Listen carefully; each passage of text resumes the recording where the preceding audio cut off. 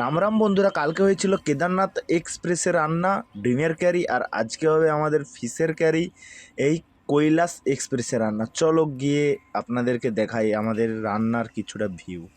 তো আমরা চলে যাব আমাদের কৈলাস এক্সপ্রেসে। তো ভেতরে ছিল আমাদের রঞ্জিত দা, আর দেখছো ট্রাকটা কীভাবে কত সুন্দরভাবে সাজানো রয়েছে অ্যান্টেরিয়ারটা, এবং ভেতরে রয়েছে রঞ্জিত দা। বলেছি চলো ভেতরে যাই। তো ভেতরে টানানো ছিল খুব রৌদ্রুর জন্য, সামনে পর্দাটা ঘেরা ছিল, এবং আমাদের ভেতরের ইন্টেরিয়ারটা ঠিক এইভাবে সাজানো ছিল। তারপরেই আমরা দেখতে পাচ্ছ পেছনে চারিদিকে গাড়ির একটা বেশ সুন্দর একটা ফ্লাই দিয়ে একটা ছিল। তো অ্যাকচুয়ালি ফিশ সব রেডি করে দিয়েছি, আনাজ ফানাজ কেটে দিয়েছি। আমার পেঁয়াজটা কাটতে মনে ছিল না, সেই জন্য রঞ্জিত দা ওটা করে নিচ্ছে ভাত করার সাথে সাথে। তো ভাতটাও রেডি হয়ে যাওয়ার পথে, ভাতটা রেডি হয়ে যাওয়ার পরেই আমি ভাতের ফ্যান গড়ানোর জন্য নিচে নেমে গিয়েছিলাম, যেহেতু রঞ্জিত দা রান্না করছে। তো ভিতরে রঞ্জিত দা এসে দেখি ভাই মাছটা ফ্রাই করছে।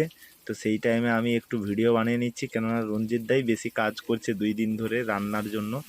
তো রঞ্জিত দা মাছটা ভাজা হয়ে যাওয়ার পর আমাদের ফুলকপিটা হালকা করে ফ্রাই করে নিচ্ছে, তার সাথে ক্যাপসিকামটা হালকা কেটে নিচ্ছে, আর আলুটা অলরেডি আগে দিয়ে ভাজা ছিল। সব কিছু ফ্রাই হওয়ার পরে চলো তারপরে পেঁয়াজ দিয়ে হালকা করে যেইভাবে আমরা মশলা বানাই, মশলাটা বানিয়ে নিয়ে ফুলকপিটা দিয়ে দিলাম। অবশেষে আমাদের রান্না কমপ্লিটের পথে, সেই জন্য লাস্টের দিকে গরম মশলা হালকা করে দিয়ে দিলাম। গরম মশলা দেওয়ার পরেই আমরা প্রায় মাছটা দিয়ে কমপ্লিট হয়ে গেল। তো লাস্টে ধনেপাতা কাটা ছিল সেটাই দিয়ে দিলাম, এবং গ্যাসটার সাথে সাথে অফ করে দিলাম। তারপরে আমরা থালার মধ্যে ভাত বেড়ে রঞ্জিতা অলরেডি খাওয়া চালু করে দিয়েছে, আর আমি ব্লগটা বানাচ্ছি।